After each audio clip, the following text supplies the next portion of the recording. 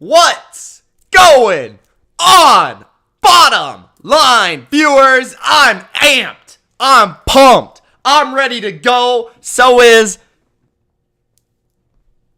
Dilly.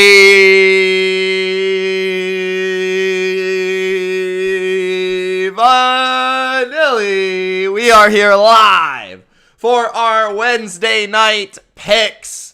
It is the wild card round, aka the first round of the 2023 NFL playoffs, and you know what that means, Dilly Vanilli. It means Gronk, Spike, the like button. It means don't forget to subscribe. Don't forget to show your full support for the channel. It's playoff time. Gronk, Spike, the notification bell. If you're subscribed and you don't have the notification on, bro, get it on. I don't know what to tell you because we're going to be having a bunch of live streams. We're going to be having a bunch of content coming out. So you have to have that notification bell going and flowing.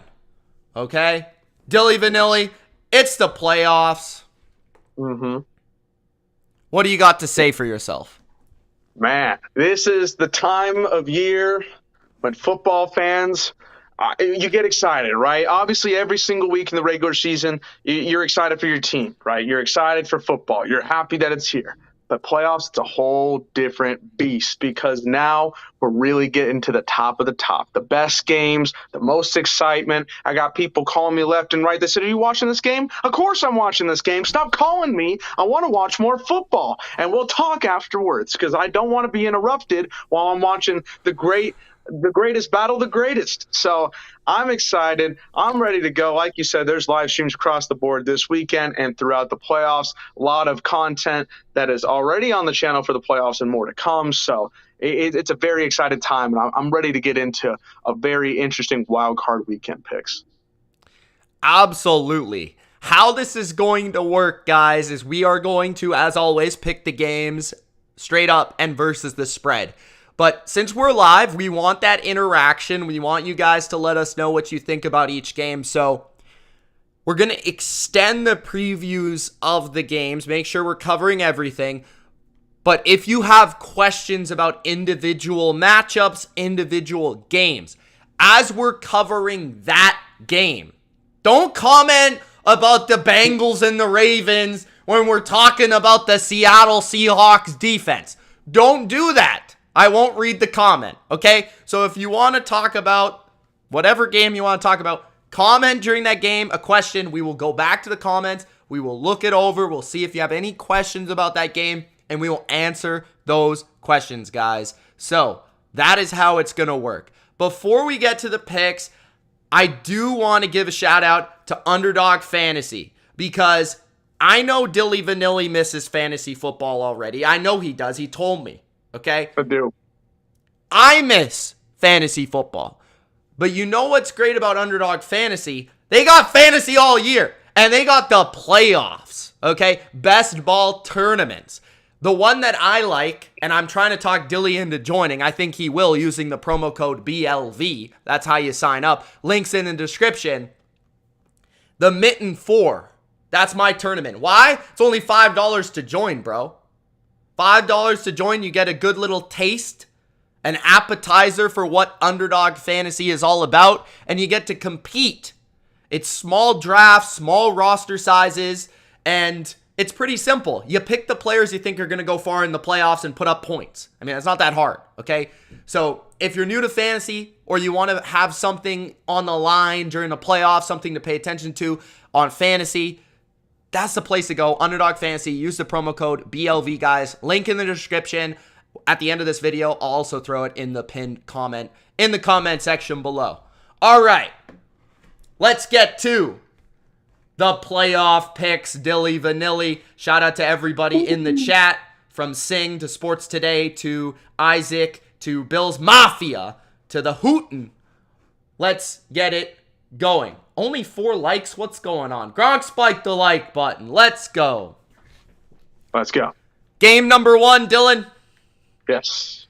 It's the San Francisco 49ers, who we may or may not have both picked to win the Super Bowl. I'm not going to spoil that for you if you have not already watched our predictions. We may or may not have, okay? Right. The 49ers, them losing this game would be significantly disappointing to our thoughts and predictions, okay? Yes.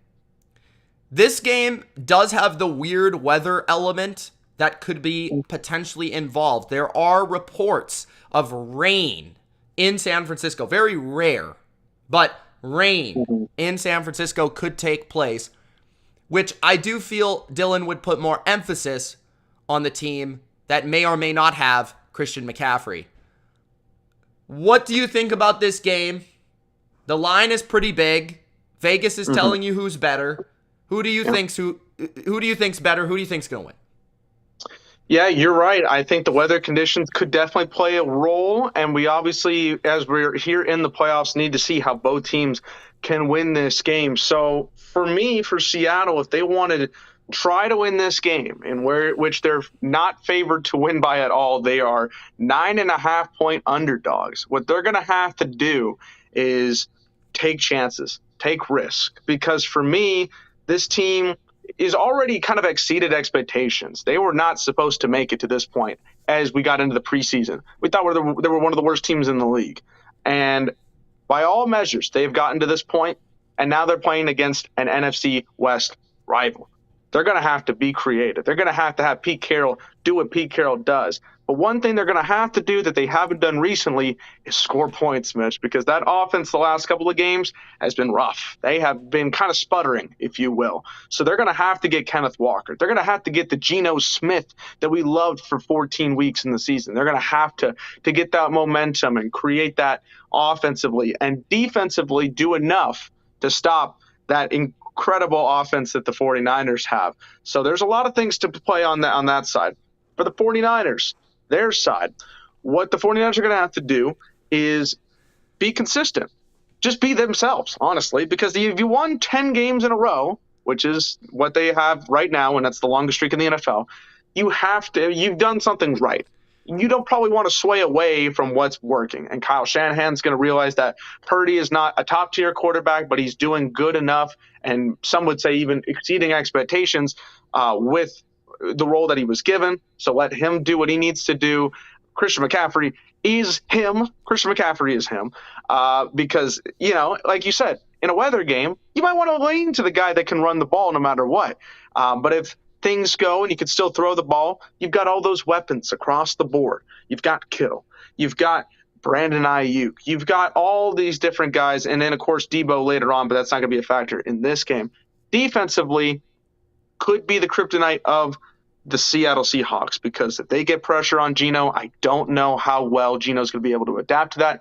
He got pressured a lot in their first match, or their two matchups earlier this season, especially the Thursday night game. So he's going to have to avoid that if they want to win. But the 49ers need to bring it with their guy, Nick Bosa, the defensive player of the year. So there's a lot of things going for both teams. 49ers focus on what they've done recently. They've, Nick Bosa, at least one sack in 13 of 16 games this season. So he's got what it takes to win that. I'm going with the 49ers, and I am going to take them on the spread as well. I think they'll win probably with a score of like 31-17. That's kind of how I'm feeling on this one. I do expect Seattle to try. Maybe it's one of those games where it's kind of close for three quarters, and then the 49ers just kind of pull ahead at the end. Like, it's just they're dominant in the fourth quarter, and that's what they do best. But I think the 49ers have this one. Seattle is going to have to put a lot of work in to win, but we'll see how that goes. Yeah, I think it's weather dependent for like the score in terms of how high scoring it could get. Because I honestly feel like that could be a good thing for Seattle that it's raining, just because, like you said, the Niners offense has been unbelievable. Like, it's arguably the best offense in the league. Like, the way they're playing entering the playoffs. I know a lot of people would say the Chiefs, but the Niners have been right there. Like, they're scoring 31 points per game with Brock Purdy. At quarterback, they're running it, they're throwing it. They've really been unstoppable. So, weather could dampen that performance a little bit. But I look at this game and I just don't see a manner in which Seattle actually wins. Like, San Francisco, I feel offensively, will be able to run the ball. Seattle has not been a good run defense this year. They did not stop San Francisco from running the ball in the last matchup. And now they lost Jordan Brooks. Jordan Brooks, pretty good linebacker, Dilly Vanilli. And what does he do? Well, he's pretty good against the run. He's also the guy that, flows with the running back sideline to sideline in the Shanahan zone scheme to try to hit the hole and tackle that running back. He's also the guy that could cover the George Kittle. But now you don't got that guy, so now George Kittle's going to have an even bigger day than he did last time. And you got McCaffrey out of the backfield. So the middle of the defense for Seattle is just going to be exposed in this game, in my opinion. From a run game standpoint, from a pass game standpoint, I think Kyle is going to have too many answers. I think Debo is going to play, but even if it doesn't, I don't think it matters. The only thing that I think would matter was that's another guy that if it's a bad weather game, you could just give him the ball and then he can make plays with it, And so can McCaffrey, so can Kittle, and so can Ayuk. So I don't think they're really lacking there. But I feel Niners offensively run it if they need to, throw it if they need to. Seattle to have success defensively has to some way, somehow do better against the run. They have to somehow make this game about the Niners converting 3rd and 6s. If they can do that somehow, that is where they're at their best because they have a talented secondary and they have creative ways of attacking the quarterback. So if they can somehow get it to those 3rd down situations, they can make it interesting there. Mm-hmm. On the other side of the ball, I think they've got to do... Honestly, I think their best approach is not to be run heavy. I think their best approach, which is why it might hurt them if it's raining, is to throw the ball. Because I think the only way to beat the Niners is against the secondary down the field. And I think Geno would have to vertically attack this defense with Tyler Lockett and DK Metcalf. That's the strength of Seattle's offense. Kenneth Walker's amazing, but nobody's running on the Niners, Dilly Vanilli. Nobody is running on the Niners. So You've got to attack them outside the numbers, vertically. It's the only way you can. And I just don't know if Seattle can block well enough to contain that pass rush. And I certainly don't think they can run it. And whenever Seattle can't run it, they just can't win, it feels like. So I think San Francisco wins. I think San Francisco covers most of the time. The only thing that really scares me about the cover, the spread, is the potential bad weather. That's really it. If this was perfect environment, I feel like the Niners score 34 to 38 points. I feel like they cover this game. But maybe because of the weather, it loosens up the potential for points, makes it more of a 24-10 type of game. But I think they can still cover and win. All right. So that's where I stand there. Coach says spam Metcalf.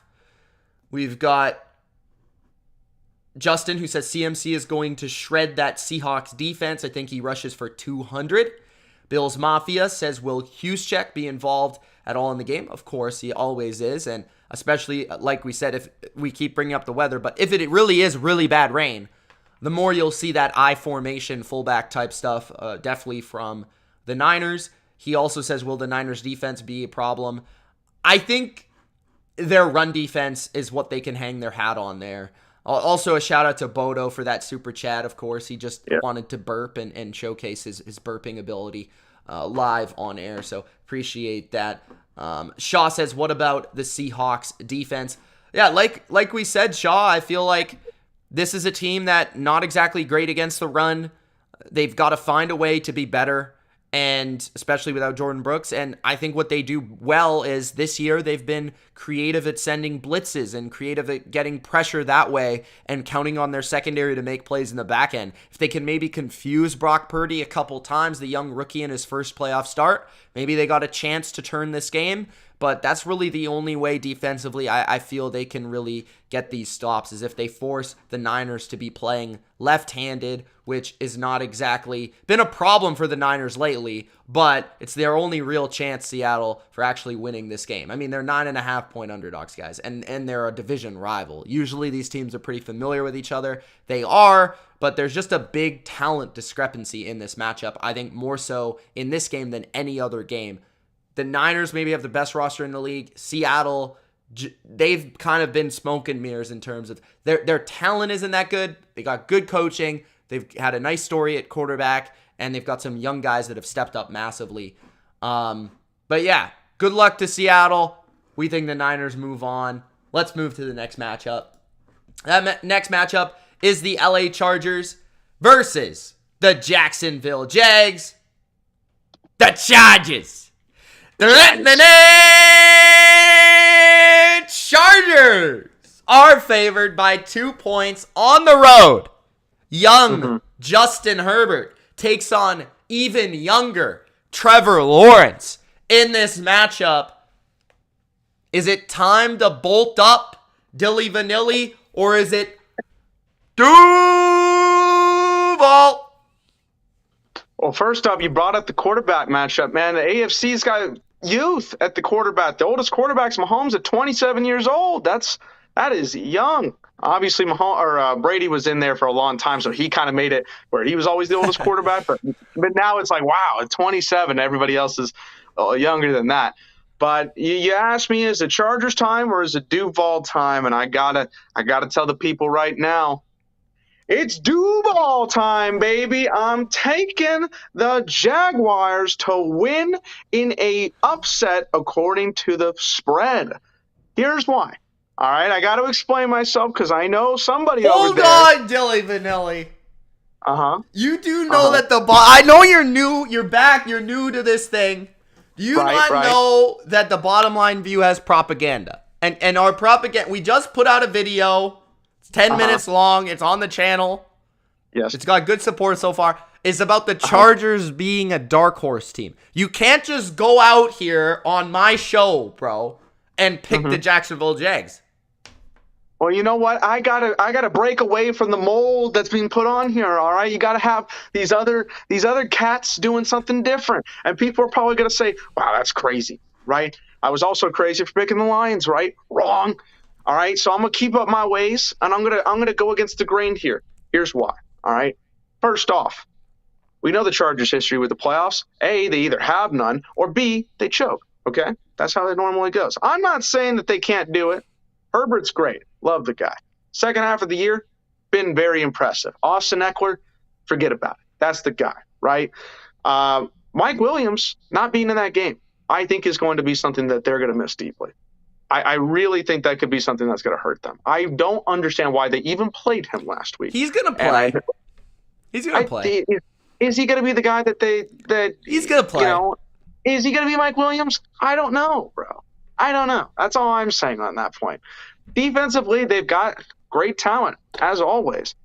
But what I'm thinking about with the Jags here is 5-game win streak. I've pushed this agenda for the last 3 weeks, is that when you get into a hot streak, you ride it into the playoffs, that's your biggest momentum. That's your biggest thing going in, is that, wow, we have done so great. They did not look like a team that was even going to be near this situation, and in the second half of the year, really turned it up. Also, this is a rematch from earlier this season, and the Jags convincingly beat the Chargers 38-10. Okay, I know that was a very long time ago, but if they did that when they weren't that good, it could be even not 28-point win, but they could do certain similar things to where they could win that matchup again. Trevor Lawrence looked great. Fantastic across the board. I don't think he did great last week against the Titans, but what was very helpful for me to see what this Jaguars team was all about was that the rest of the team stepped up. They really made sure that they were able to back up their quarterback, and their defense was able to put points on the board and give them situations to win the game, and they won the AFC South in their hometown. And that's another thing I always preach. If you got home field advantage, there could be certain games where really help you out here. And I just think that the Jags have that home field momentum. They were going crazy then, and I think they're going to get even crazier for this first playoff game since that 2017 run. And I think the fans are excited, and I think the culture has kind of changed for them. And I think even getting one playoff win under that belt with Doug Peterson as head coach is a huge win and a huge momentum for that team going forward. So I am going to pick the Jags. I think this is going to be a very close game. I'm glad it's on Saturday Night Football. It's going to be one of the better matchups here in the wild card round, but I think this is going to be a close battle. I like the spread that it's even at 2. Like I think that Vegas is predicting a close game. Fair. But I really see this coming down to maybe the last drive of the game, and Jags go in there. Trevor Lawrence feels the moment. Remember earlier in the season when he played Dallas, he said that was like the third biggest game he's ever played because he felt the moment to get in there. And now he's in the playoffs. Okay, now this is your time to show that you're the guy. I think he's going to do so. No offense to Herbert and the boys, which Mitch is probably going to go on for the next 5 minutes about, and I'm not mad about that. But I just think that's what's going to go. Okay, so unlike Dilly, I like to look at it from both sides. All right, so I do agree that the Jags are a talented team and they're playing well and they have some things that can work for them. I do believe that the weakness of the Chargers, everybody on planet Earth knows it, is their run defense. And I do believe that Jacksonville can run the ball on the Chargers. And I do think Jacksonville's a different offense when they can stay balanced against a defense. Because it doesn't put all that pressure on Lawrence to make all the plays and all the throws the way that it did against the Titans last week. And in that game, he looked like booty. And I feel that could lead to possession, which possession leads to Herbert on the bench, which is a good thing for Jacksonville, right? Okay. Mm-hmm. Defensively, Jacksonville, this is where I see them falling short. I think this will be a high-scoring game. I think both teams will be able to move the ball. I think both teams will be able to score. The reason I don't trust Jacksonville is because I don't trust their pass defense. And when you play Justin Herbert, you need to be able to stop the pass. I don't know if you heard, Dilly. It's a complicated theory. But Jacksonville is 28th in yards allowed against the pass. I believe they rank 30th against the pass in DVOA, which is just a fancy metric of looking at the pass defense. And they're better against the run. It's just a fact of the matter. They're better against the run. They only allow 7th in yards per attempt against the run. And they have not played that many quarterbacks as of late that are that fantastic. Last week, they played a guy named Joshua Dobbs. And the week before that, they played Davis Mills. And the week before that, they played Zach Wilson. The week before that, they played a guy that actually can play quarterback. His name's Dakari Prescott. And they scored 34 points. Okay? And the week before that, Tannehill did put up 22. The week before that, Jared Goff put up 40. And the week before that, Lamar put up 27. So I do believe that there's opportunity here for the Chargers to move the ball because I trust their passing game. If Rashawn Slater's back, that would be massive at left tackle.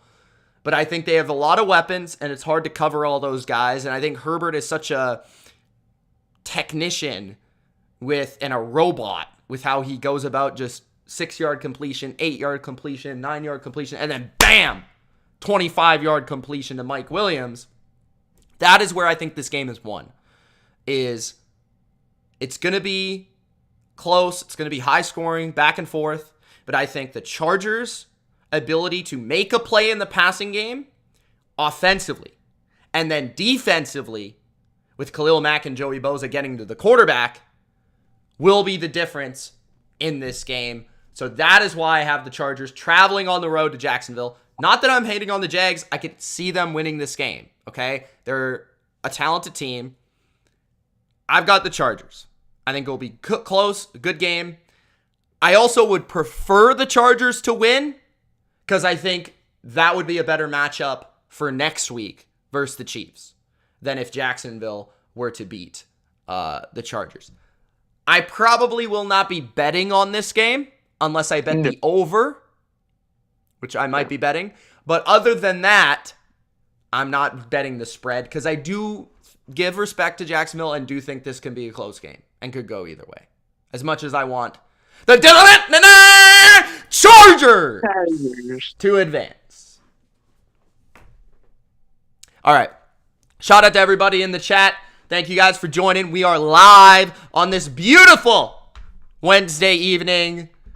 Shout out to Sing. Shout out to Becca who has joined the chat and she's talking about Jacksonville. Becca, you and Dilly can go to your Jacksonville fan club in Duval.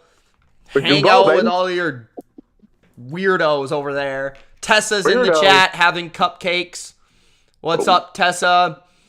Big Al, the GOAT, is in the chat. The fan of the year. He won the fan of the year on the BLV Awards. Congratulations. Mikey is in the chat. That's not even a lie. That's a real award, Dilly. It's bigger than an Oscar. It's bigger than a Grammy. It's a BLV award. Justin Carpenter is in the chat. Bodo Winter, first BLV Hall of Famer of all time, in the chat. That is a real award as well. Sports Today says Mitch is a secret Lawrence hater. I'm just not a Lawrence is the next coming person. Okay.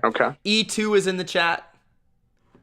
And Bodo's going on and on about Vince McMahon. He says, if Jacksonville was in cold weather, I would give them more of a chance versus the Chargers. Like Vince McMahon will come out to no chance. 34-17. Ooh. That's bold. Who's the defensive player of the year? It's an interesting question. Bosa. You going with Nicholas? I'm going with Nicholas Bosa. That's the answer for me. Much as I could push to the agenda of a certain other guy, I will not do so. Yeah, I don't really know who else it would be, honestly. I think you could make an argument for Chris Jones, too. Yeah, he could. There's a couple of guys, I think, in tier 2 that are pretty good, but I just think there was one that beat them all. So. Yeah. All right. Next! Sunday.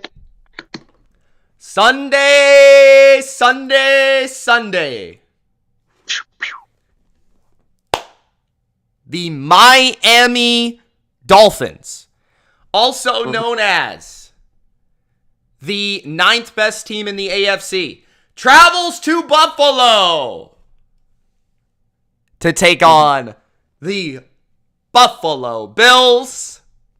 Mm-hmm. Josh Allen versus not Tua, not Teddy, not Dan Marino, not even Cleo Lemon. His name is Skyler. Am I really going to sit here and make an argument for a quarterback named Skyler, bro? He didn't have a choice in that name. Come on now, don't hurt him on that. Dilly, break it down. Who do you think's going to win? Yeah, I'm sorry. If there's one game that I could just sit here and say this team's going to win pretty confidently, it would probably be this one. I'm going with the Bills, and most times that minus 13 is pretty scary, but you got the third string quarterback. I mean, come on now. Like, it's just not in the cards. It's not in the cards, ladies and gentlemen. I'm going with the Bills on the spread as well, because the Bills, they are them. They are the team, man. I know we kind of, the last couple of weeks, haven't been able to see what this team was beforehand, but last week, even against the Patriots, they were able to do what they had to do in ways that, you know, we joke that the Patriots lose in new ways every week, but they lost to 2 kickoff returns, right? The Bills were able to do 2 kickoff returns. That's crazy. Do you need more things for the Bills to score on? You want them to have that too? They got Josh Allen already. They've already got an explosive offense. They've already got a top-tier defense. What more could you possibly want? And I know we're going to talk about them more as we get into it, because I'm pretty, like I said, 99% confident they're going to win this game here against Miami. So we'll get into more of that detail as we move forward. But I want to say for the Dolphins, I don't know where this team goes from here, because you have so many questions with Tua, and you really need to focus about what's going to do for your team going forward and what the situation is. I think this is going to be an interesting offseason for them, given that injury. Skylar Thompson, I will say congrats. You're playing a playoff game. You're starting a playoff game. Big moment for the guy.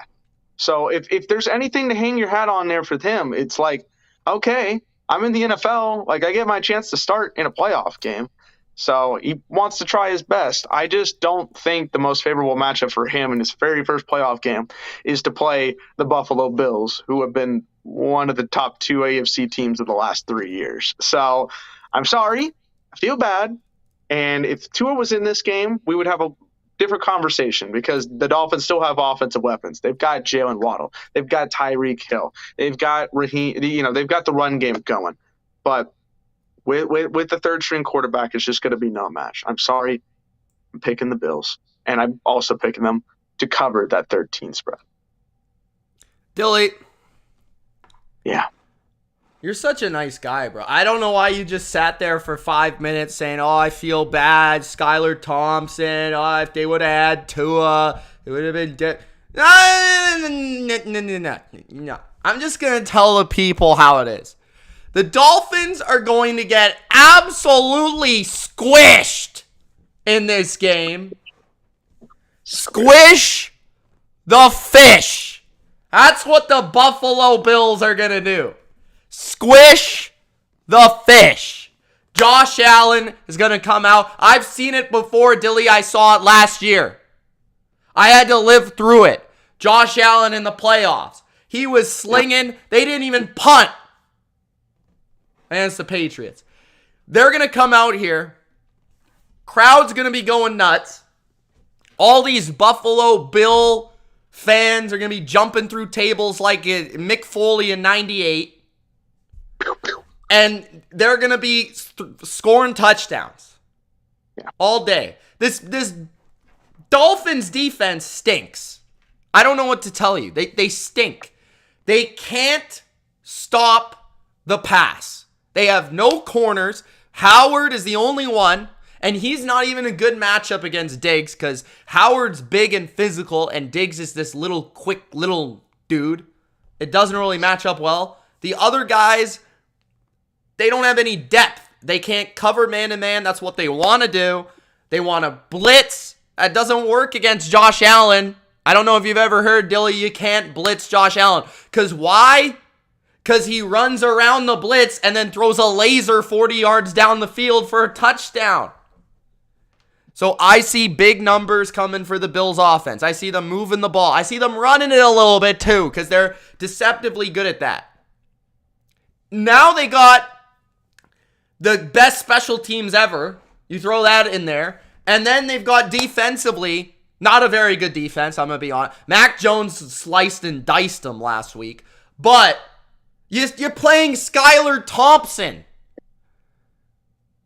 And Miami's going to have to run the ball. They're going to have to run it 30 times. And Raheem Mostert might not even play. He's got like a broken thumb.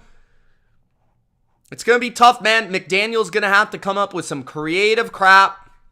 They're going to have to do some trickery. They're going to have to get Tyreek Hill going on screens. They're going to have to rely on those playmakers. And Skylar's going to have to make the throws when they're there. They're going to have to pull out trick plays. They're going to have to get turnovers defensively. They're going to have to be aggressive defensively. They're going to have to onside kick maybe. They're going to have to fake punt. They're going to have to do something.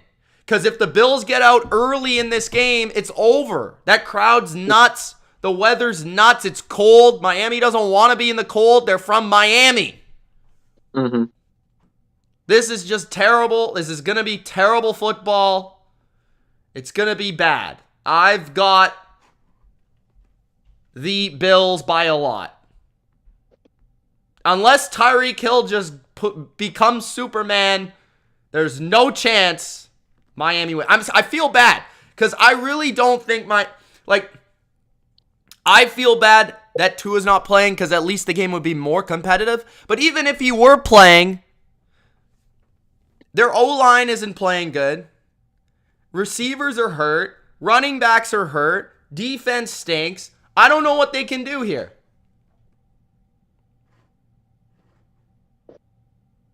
Tessa says, is Mitch streaming the Seahawks Winers wildcard game? I would love that because the Winers will get killed.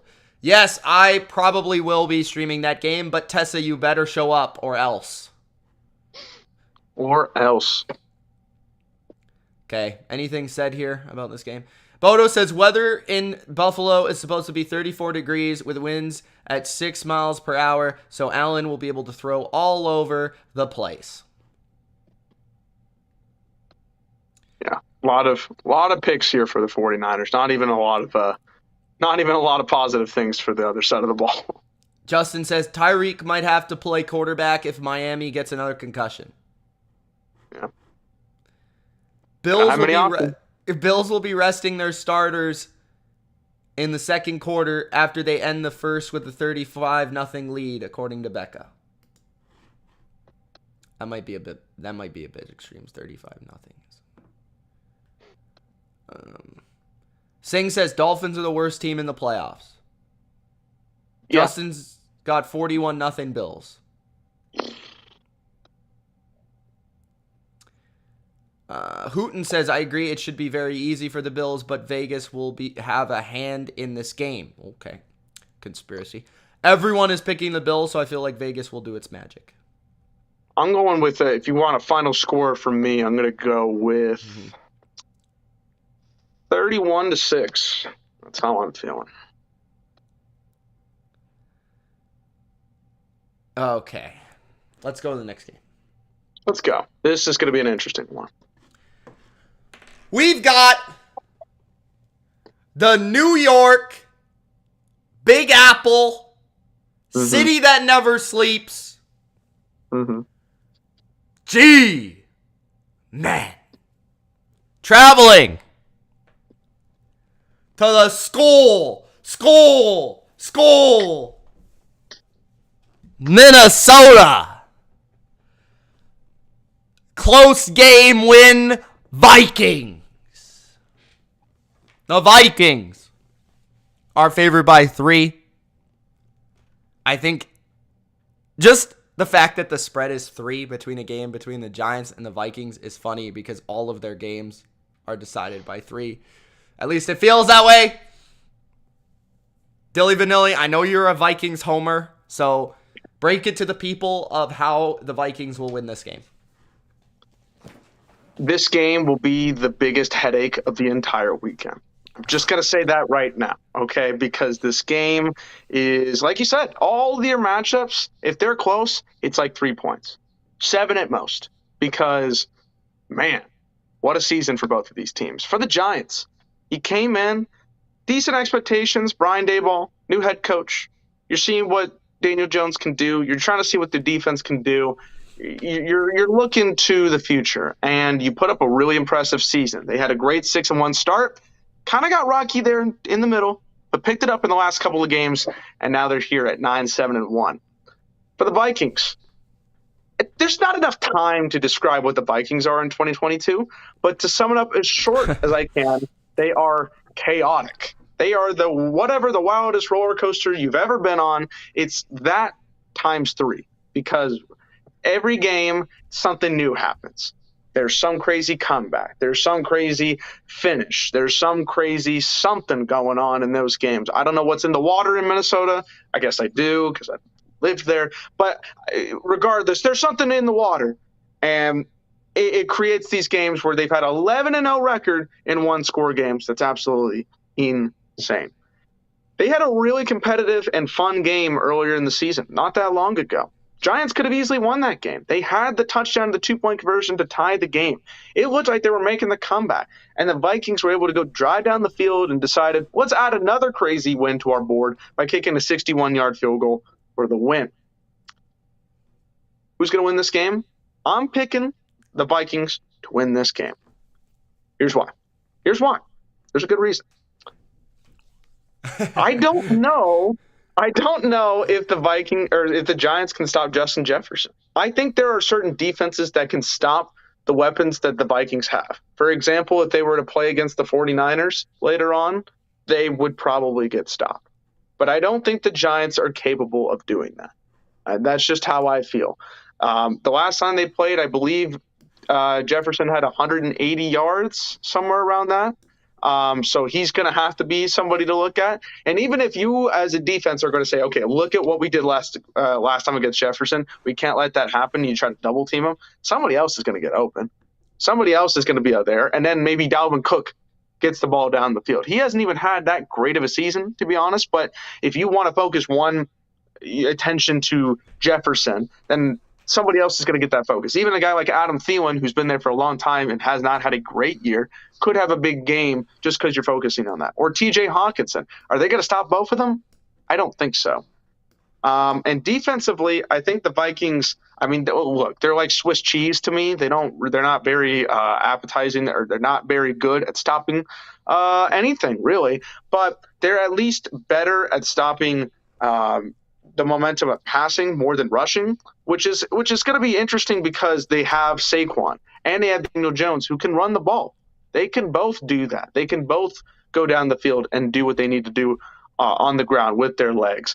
And for the Giants, both sides of the ball are kind of eerily similar. They don't have that weapon that I think, with the receiver core that the Vikings do, but they can still drive down the field and they can still be productive. So I just think this is going to be a really interesting matchup just because they kind of feel similar in a way, but they feel different, if that makes sense. They're not matched up all the way similar, but these teams have similar vibes to them. They give me similar vibes. Yep. I just think it's going to come down to one of those one-score games. And if you're going one-score games, Vikings have that advantage. Whether you like them or not, they've been able to somehow get those one-score games in. So, and I don't think the Giants are going to blow them out. Like, I don't think it gets to that point. So, it's one score. I have to take the advantage with the Vikings. And so I'm going to take them with that spread. Just barely, though. There's going to be some random crazy way this game ends. 4? It's going to be like 24-20, Mitch. That's how I'm feeling. 24-20. Okay. Like why? Like how? Yeah. Like, I think the Giants could win this game. I believe my certain co-host will probably pick them here in a few minutes. But I just have this feeling that if you're in a one-score game, the Vikings have continued that trend, and I think they're going to at least continue it in this scenario because I don't think the Giants are that much better than the Vikings here. Okay. That's very nice, Dylan. I understand. You have family in Minnesota. That's great. Uh-huh. So, long time ago, I made a video called The Sleeper Team of 2022. And that team was none other than the New York G-Men, Dilly Vanilli. And they have not only succeeded in the process, they have made me look like a genius. So through my proud nature, I feel like a proud papa, I will explain why the Giants will win this game. Okay. The Vikings. Yeah, they're 8-1 at home. Yeah, the Vikings haven't lost a one-score game. But here's some things that I like about the Giants in this game. First time they played, the G-Men moved the ball up and down the field. They had more yards in the game than the Vikings did. But what happened? They had a fumble in the red zone. What happened? They had an interception. And they had a blocked punt. Okay, 3 things that happened. Some turnovers that didn't go their way.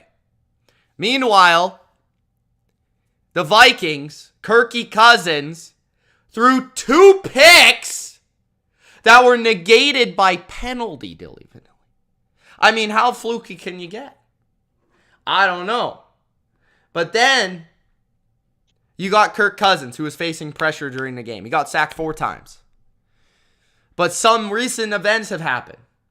The Vikings lost Brian O'Neill, their right tackle. So they may be without their right tackle. They might be without their center, which would mean that for the first time all year, they may have a new offensive line for a playoff game that is facing a Giants front 7 that has Dexter Lawrence, that has Leonard Williams. Kayvon Thibodeau's playing great. And they've got Wink Martindale. Why I believe the G-Men will win is because of Wink Martindale. He's going to have a formula to get after Kirk Cousins. Pressure the inside of that pocket, force little Kirk Cousins in a big game to throw bad passes. This time they won't be negated by penalty. That will be the difference. Now, I am a little bit concerned about Danielle Hunter and Zadarius Smith against Evan Neal. That is a weakness. That is something the Vikings can expose, but I do think that Brian Daboll is smart enough to game plan for that, and I do believe that I like this coaching staff for the Giants more than the Vikings. I feel they'll make those adjustments. I feel like they'll be better prepared this time than the Vikings for that second matchup. They saw what they did with Justin Jefferson. They saw what they did with TJ Hawkinson. They'll adjust to it because they're great coaches. On top of that, you're getting Adoree Jackson potentially back at corner. You're getting Xavier McKinney potentially back at safety. Didn't play in the first game. And I just trust the Giants defense at the end of the day more than the Vikings defense to make more plays. So that is why I will take the New York G-Men to walk into Minnesota and beat the Vikings in a one-score game. Give me the 3 points, baby! Nah. Next. I just need to put this. More comments to show up there. Yeah. Mitch doesn't make me want to slam my face into a brick wall yet. Yes. Getting there, not yet. All right. We are next up with the most unwatchable game of the week. It is the Baltimore Ravens at the Cincinnati Bengals. We don't sugarcoat this on the BLV, Dilly. We let you know, right? Yeah. By the way, how come we have 80 people in here and 25 likes? Like, what the heck? What's going on, guys? There's a thing that we do here, and we need you to do it. Gronk, spike the like button. That's what we need right now. Thank you, Dilly. Thank you. That was very well performed. You sound like a young Drake right there. Okay. Young Drake. The Ravens and the Bengals. Bengals are favored by 8.5. And this line's moved because of the lack of understanding of who's going to play quarterback for the Baltimore Ravens. Yeah. Lamar Jackson, for some reason people thought he would play. I mean, why? I have no idea. I mean, the guy hasn't practiced in like 3 months. Not 3, but a while. Yeah. And Tyler Huntley now has a little tendonitis. So he can't really throw because it hurts him. They got to save him for Sunday. I do believe Tyler Huntley will be the quarterback, but he's not 100%. They got who? Who at quarterback? They got Anthony Brown. My good man. Anthony Brown. Not the Cowboys corner, but Anthony Brown, the quarterback. Anthony Brown. All right. So the Ravens offensively, we already know, even with Lamar, who is trying to do his best with very little at his disposal, they have Tyler Huntley with tendonitis, with Sammy Watkins at wide receiver, Deshaun Jackson at wide receiver. Dilly, this is not 2014. These guys are terrible, okay? Offensive line, it's pretty good, but they can only really run the ball. Defensively, I like them. I think they can stop the Bengals' running game. I think this is going to be a low-scoring game. I do. I like Cincinnati as an offense. Don't get me wrong. I like Joe Burrow, Smoking Joe Sunglasses, whatever you want to call him. He's good. They've got great receivers, but the Ravens have played Joe Burrow well. They played him well last game. They played him well earlier in the year. They've got good coverage. They've got a good front seven, and they can get to the quarterback. Also, Alex Kappa's not going to play, their right guard, right? And their right tackle, your boy Collins out for the year. So their right side of their offensive line is very much beat up, which means the Ravens could use that to their advantage to slow down this passing game. And they've got a couple good corners on the outside, Marlon Humphrey and Marcus Peters, who can cover.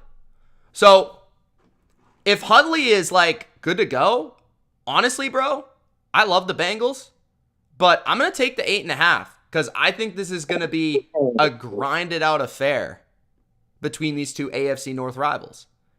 But I'm definitely picking the Bengals to win. I just think Joe Burrow, right tackle or no right tackle, right guard or no right guard, he's going to overcome it. He's going to make plays, make throws to win it. And the Bengals defense, I just don't think they have much to worry about on the other side. They can put their eggs into the stop the run basket and win this game, Dilly. I mean, am I wrong? Well, here's the thing, Mitch. I'm obviously not going to do this, but if there was one game where I could catch up on a few Z's, it might be this game. Well, I am tired. I work the graveyard shift. Here's the thing, Mitch. You know how much money Anthony Brown makes as a quarterback this year? You know how much money he's making? Yeah, it's $4. Close. $705,000 base salary. Okay. That's a starting quarterback in the NFL for the playoffs as of right now. That's nothing.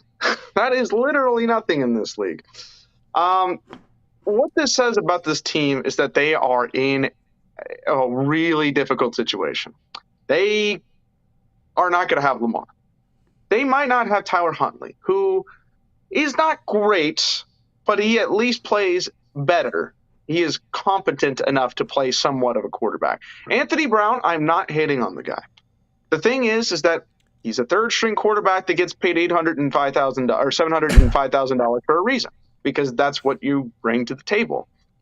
And they have no weapons, especially if Mark Andrews cannot play the way that he is. He's literally their only guy you can rely on. But there's questions about that because he hasn't done anything for this team in weeks. Defensively, they can play well. I think their defense is good. The defensive line can make plays. They can give them spots to work with. And if you can create a turnover, it'll help them out tremendously. But I question whether a turnover will even give them 7 points. I feel like it could be 3 points across the board because they can't drive. It's as simple as that. Even if this this defense can get them in so many predicaments, I don't see how the offense can push them forward to the next level. It's just not going to work. And with the Bengals, you need that kind of production from your offense to try to win football games because they're so good. Their offense has everything going for them. You have Burrow, you have Chase, you have T. Higgins, you have Tyler Boyd right there. Boom. Wide receiver core, if I'm taking any wide receiver core with 3 receivers, I'm probably taking this team out of any team in the league right now because they're just that clean. And then defensively, I think they are going to do good enough or not even good enough, great, against what is a very anemic offense. So I'm sorry, Baltimore. It's just a very sad situation. Thank you, Jake. I think it's just a tough situation to be in because you've done what you needed to do. They got 10 wins this season, and in games this year, they looked good, but when it gets to the playoffs, that's when it matters most, not only in terms of momentum, which I've said for weeks, but in terms of health, because you can't do anything if you're not healthy. So I'm going with the Bengals. I'm going to take them on the points as well. And, I don't really get why they chose this game as the Sunday night game. I wish it would have been the Giants-Vikings game because I think it would have been better, personally. But I'm hoping that the Ravens can do something to give us an entertaining game because I don't want it to be bad. But if we're going on picks here, that's just how I see it going down. Yeah, honestly, I think if they want to win this game, they've got to I think they can put together a good, strong defensive performance as I said and as you said. Mm-hmm. I think it comes down to what they can do offensively, what they can catch Cincinnati off guard with. I think they can run the ball a fair bit, but it's going to be about the passing game. Can they bring some new play action to the table, some maybe a big flea flicker that they can connect with down the field. Something they're going to have to come to the table with through the passing game that can put them over the top. Because I think they can hang in there through special teams and defense, but it's going to come down to Huntley and company, these receivers. I just don't think they've got enough. But I do think they're going to cover. Who'd you take on the spread? I took Cincinnati with the spread. All right. So you've got Baltimore on the spread. I've got Cincinnati there. Fair enough. We move. Oh, wait a minute. It's the one. On Monday Night Football, we've got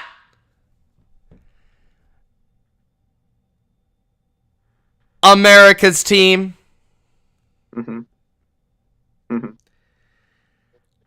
versus the GOAT, Tampa Tom, the Bucs. Dallas favored by 2.5 points on the road in Tampa Bay, facing a below 500 Bucs squad. Jake with the super chat. Shout out to Jakey. Shout out. He's got the let's effing ride. Boys, Let's go. the Broncos did not make the playoffs, Jake, unfortunately. Love you, Mitch. Yeah. Let's go, Jake. Okay. It is time to break this down. Dallas favored. How you feeling, first of all, as a Cowboys fan? Nervous. Always nervous. You can't go into a Cowboys game and not feel nervous if you're a fan, because you know what. First of all, what everybody's going to say. I don't even need to look at the chat right now, and I can already see them talking about the Bucs and how they're going to win, and that it's time is to go, and underdog, all that business. I get that. I already know that's right. I don't even need to look at it. Okay. But what I'm going to look into is the fact that the Dallas Cowboys, baby, are going to win this game. They're going to beat Tampa. They're going to win in Tampa Bay. Okay? That was for dramatics. I'm going to get into the statistical side, but I just wanted to do that because I thought it would be funny. Here's how this game is going to go down. There you go. Dak Prescott, there's your shirt. I don't wear this shirt that often. I wear other guys. But for Dak, I'm going to wear that today. So here's how this game is going to go down, in my opinion. Here's how I feel about both teams. For the Cowboys, this season has been a season where it's looked doom or gloom at the very beginning of the year. Dak gets hurt. Boom. What the heck are we going to do? They go and play Cooper Rush. He does tremendously well, all things considered. Not statistically great, but he does enough, and that defense does a lot to win games for them and get them 4-1 record with Cooper Rush. Dak comes back. He plays pretty good, to be honest with you. I think he played pretty well for about 6-7 games. Last 4 or 5 games have been quite the headache to watch because some games they've won convincingly and other games they've won very, close, and other games, like Washington last week, for example, very confusing and bad losses. Not great. But as an overall unit, they've got the talent and the weapons to do something if they're consistent enough with it. I think this is all about situational football for the Cowboys because it always is. More than any team in the league, I feel like there are certain drives that make or break for the Cowboys, and this is going to be the exact same game where they're going to have one drive go their way, and if they don't, they'll lose the game. And if they have one drive that absolutely goes their way, they'll take a big advantage going against them. Tampa Bay, other than one performance, which clinched them the NFC South against the Panthers, have not done a whole lot on offense. Okay, I don't know how much that offensive team is going to be like the same in this game. I don't know. What offense are we going to see, Mitch? Obviously, the same people are going to still be out there, but is it going to be the same performance? I have no idea. Tom, even in the first game against the Cowboys, got stopped on 4 red zone drives. 4. They had to kick field goals all the time in that game. So, granted, that was week 1, but that team has not really shown that much more progress on offense past that point. So we don't really know what they're going to bring to the table. Granted, Tom Brady is Tom Brady. He can lead teams that are lesser than than the talent that they have. He can bring them up to greatness. We've seen it plenty of times with the Patriots. But this is a different team that Tampa Bay's had in the last 2 seasons. Tampa Bay is focused on scoring, right? They scored 31 points in 2020, and I believe they averaged 30 points, which led the league last year. This year, I don't think they crossed the 20-point mark. That's just not what this team is is done. Right? But their defense is what's selling them. That's what gives them that opportunity, because their defense is so strong. Their defense can hold them in, make plays, consistency across the board, and keep them in. And we even get that turnover. Yeah, thumbs up. Yeah, can get that interception, because we've seen Dak throw some pretty bad interceptions. Right? That's the thing. He leads the league in interceptions. He didn't even start all of the games. He started 12. So that is something that is going to be on the side of the Bucs. It's creating turnovers and creating that. But I also go to the Dallas side as well. And I think the defensive pressure to get Brady, to have those linemen kind of move in and get something going against them, is that going to be a key thing to watch? I think it will be, because you got Parsons, you got Odigizua, you got Gallimore, guys that can push across the board. And then when you have the Cowboys on defense, one of the biggest things is the secondary. What is that going to be like against Mike Evans, against Chris Godwin? That's going to be a big stretch. That's going to be something that only Trayvon Diggs can play one role against, and even then he can get burned from time to time. So this is going to be a close matchup. As much as I hate to say that I have to watch another close game with the Cowboys in the playoffs, it's going to be that way. But here's what I'm thinking. I'm picking the Cowboys because imagine if they lose, Mitch. We have a video coming up very soon about the Cowboys. But if they lose this game to a team that on paper is just worse, like 8-9, you know what I mean? Like, they did not bring the best Bucs squad to them. They had to really kind of surge to win the NFC South, which was not very good. If you lose to that team, what does it say about you as a franchise? You look like chumps. More than anything else. I know losing to Tom Brady is not a bad thing, but if any team you're going to lose to is this Tom Brady squad, you got a lot of things to look at.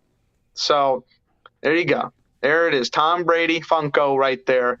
You got to beat that guy. And you're going to feel better about yourself at the very least, because if you lose here, a lot of things are coming. Again, check out that video later on in the week, but I'm going with the Cowboys. Obviously, well, I guess I could take the Bucs on the points, but I don't see that happening. It would be a 1-point game. I will say it would be like 3 points. I could see this being like not even a high-scoring game, like 23-20, something like that. I think that could be where it's going. It's going to be stressful, and we'll be here Monday night to stream that one, especially. But that's how I'm going to go with. That's what I'm rolling with. I'm sorry, Cowboys fans. Yeah, it's gonna be another year you lose in the first round. It's just, I'm just saying, you're gonna lose. You're gonna lose. Okay, let's break it down. All right. So something that Dylan said is very key, which is also the public opinion about this game, is that the Dallas Cowboys are more talented than the Tampa Bay Buccaneers. They're not. I mean, they have a better record. They're not more talented than the Buccaneers. A fully healthy Bucs team, which will play in this game, are still very talented. Now, I hope that Ryan Jensen can play at center, because that would be a big bonus. I'm not sure what his status is as of right now. But this is a Bucs roster that does not have that many holes, okay? And they're going to put it together. Let's go back to week 1. They played the Dallas Cowboys. I was at the game. I witnessed this disgusting Dallas Cowboys team take the field and score 3 points. And the only possession they scored was their first drive? What? And then, something that not a lot of people were talking about happened in that game. The Buccaneers did not score touchdowns, but they drove the field in every single drive against the Cowboys and did not punt until the third quarter. And then when they punted, the drive after, they scored a touchdown. So this Bucs offense in that game did not have Chris Godwin. He left after like 2 series because he was hurt. He's back. He's healthy. He's ready to go. Mike Evans looked great against the Panthers. Looks like he's got his speed back. Had a good game in the first game against Trayvon Diggs. Touchdown, 75 yards. Lenny Fournette got a week to get better. Playoff Lenny. We know playoff Lenny. He had his best game of the year against Dallas in week number 1. In week 1. Donovan Smith left that game at left tackle, which is the reason the Cowboys stopped Brady, because Parsons was beating the backup left tackle 3 times for sacks and forced field goals. He's going to be in this game. So no backup left tackle for Parsons. And now Dallas's defense is not the same unit they were back then. They've lost cornerbacks.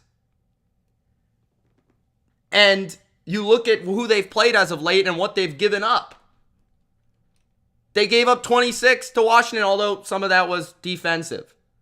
But that's not even the concerning one. They gave up 34 to Gardner Minshew. They gave up 40 to the Jags. Gave up 23 to Davis Mills. They gave up 31 to Green Bay. This is a Bucs offense that I think can throw the ball on the Cowboys because I think they've got receiver advantages against the Dallas corners. Dilly may disagree, but that's how I see it. As long as Brady has enough protection, which I think he will, because his tackles are there, and the primary pass rush for Dallas is their edge rushers, he'll be able to make some plays. We saw Tampa could run the ball in week 1, so even if they can run it just a little bit better than usual, that would be nice. So I do think Tampa offensively is going to have a much better day than a lot of people think because of 2 reasons. I think Dallas's defense is overrated currently with how they're playing, and I think Brady and this offense matches up well with Dallas's defense. Then on the other side of the ball, we've got a Tampa defense that I think has kind of been slept on all year. You know, like Dylan said, they've had to kind of play their hearts out every week or else they were never going to win any games. And now they're healthy again, right? They've got all their corners. They've got all their safeties. They've had 1 game all year against the Saints in week 2 where they had Akeem Hicks, Vita Vea, and their secondary. They're all going to be playing in this game. I think Dallas, I'm not sure what their plan of attack would be. If they're going to try to be pass heavy, run heavy, what they're going to try to do necessarily. But I do know that the Bucs can stop the run with Akeem Hicks and Vita Vea in the game, and I don't think it's going to be easy for Dallas to run, which I think is going to force Dak to throw. And as we've seen of late, Dak has been turning the ball over, especially when Todd Bowles is going to come after him with some blitzes, right? And I do believe in this Tampa defense. I believe in those secondary players. And this is a Tampa team that's been to the playoffs, won in the playoffs, rose to the occasion. I know this isn't the same team that won the Super Bowl. I get that. But these players know how to play in the playoffs. The Cowboys don't. They choke. They don't win playoff games, Dilly. I'm sorry to say it. But this is Tom Brady. And at the end of the day, I know their record is their record. But this is a new season. I think the Bucs are ready to go. I think they're going to get the upset in Tampa at home. Let's go, Bucs. They're going to cover. Big win for the Buccaneers. They're going to move on. What do you think about that, Dilly? I think you're wrong. That's just it's got to be. Like I said, I think it's going to be an interesting game. I think it'll be close. I think there's a lot of things that are more than any other game this week. I think it's going to be a lot about matchups. I think it's going to be a lot about what one team brings to the table that the other team isn't going to bring, or what one player can do against another. So I think it's going to be ultra competitive more than anything else. It's it's going to be interesting how this one plays out. I'm looking forward to it if not for the stress levels that are lying ahead Monday night. Yep, it's going to be a good one. It's going to be exciting. I'm sure it's going to bring in a good rating. America's team versus the GOAT. Bodo, that's why they man. put it on Monday. That's why we have a game on Monday, because it's going to bring ratings, and they got Joe Buck and they got Troy Aikman, and they're going to go in and they're going to, spew that commentary. So, Justin, I will not admit the Cowboys will lose, because that's not how we roll here, baby. That's not how this works. You got to go with who you think. And if you watch my complete playoff predictions, cheap plug, you'll know how I feel about this team moving forward. So, I'm confident in my pick. Dilly's confident in his. Good luck to everybody's picks this week. That is it for us in our previews for the games. Yeah. Divisional round is my favorite round. That'll be next week. And I'm sure those games will be even better than these, because those are the cream of the crop in the NFL. Yep. I am looking forward to the streams this week. We for sure will be doing the Cowboys and the Bucs. We will probably be doing the Vikings Giants. I don't know if Dylan will be there, but I'll at least be there. And then the Niners and the Hawks potentially. I haven't fully decided yet, but that's where we're at, guys. A lot of content coming out. Love the support. Thank you so much for watching all of the videos. It's been an awesome start to 2023. Share this video with your friends. Let's keep grinding. Let's keep moving this community up that mountain. Keep the subscribers coming. And let everybody know who the Bottom Line View is. All right? Let them know. Dilly, any final words? Any last regrets for picking Dallas to win a playoff game? I will never regret. I will always stand by my decision, and that is a fact, because that is who I am. Stand by it to this day. Coach, yes, go. 40,000 subscribers here. We had at least 100 people watching at one point, so thank you all for watching the stream. Again, this is just week one. We've got divisional. We got conference championship. We got Super Bowl. We got everything in between. Tons of videos have come out already for the playoffs. We've got the predictions here. We've both made our complete playoff predictions videos individually. So check those both out, because you've seen this video. We don't always agree on everything. So there's going to be differences that we have in who we feel where one team is good and where one team is not so good. So check those out. Check out the AFC should fear the Los Angeles Chargers video Mitch put out a day ago. It's a good one.